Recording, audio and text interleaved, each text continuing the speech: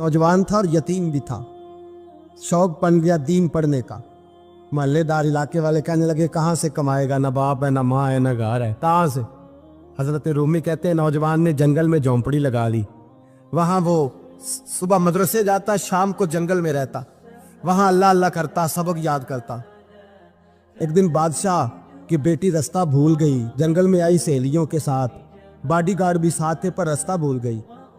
खोती खोती शाम हो गई, ऐसी खोई कि जब रात गहरी हो गई तो आके उस नौजवान के पास रुकी और चिल्लाने लगी। शेर के दहाड़ने की आवाज आती है, भेड़िए के बोलने की आवाज आती है। नौजवान अकेला, सहेलियां बिछड़ गई, गार्ड बिछड़ गए। कहने लगी मैं परेशान हूँ, मुझे जगह मिल जाएगी। नौजवान कहता मैंने शहजादी देखी और मुझे भी पता था कि घर एक ही है और आग को अंदर से दरवाजा भी बंद करना पड़ता है, जंगल जानवर भी आ जाते हैं। कहते मेरी छोटी सी कुटिया में, झोंपड़ी में वो आई, रो के कहने लगी सहारा कोई नहीं, अगर मैं पीछे निकलूंगी तो भेड़िए खा जाएगा। कहते मैंने उसे जगह दे दी। अकेली औरत, चिराग जल रहा है, सबक याद कर रहा हूँ।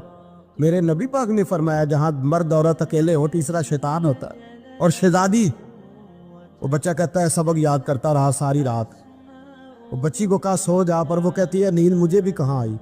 ऐसे मौकों पर नींद, सारी रात सबक याद करता। थोड़ी थोड़ी देर के बाद चिराग जलता तो उस पर उंगली रखता, हाथ जलता तो पीछे खींचने, फिर दूसरी उंगली रखता, थोड़ी देर के बाद जलता तो खींचने, हाथ सारा जल गया। सुबह किरणें चमकी तो कहने लगा चल निकल जा, दौड़ जा, बस बड़ा सब्र का इम्तिहान हो गया, चली जा। शहजादी बाहर निकली, सिपाही ढूंढ रहे थे। बादशाह खुद जंगल में निकला हुआ था, मेरी बेटी मिल गई। बादशाह तन्हाई में जाके कहने लगा बेटा मैं दुनिया को बता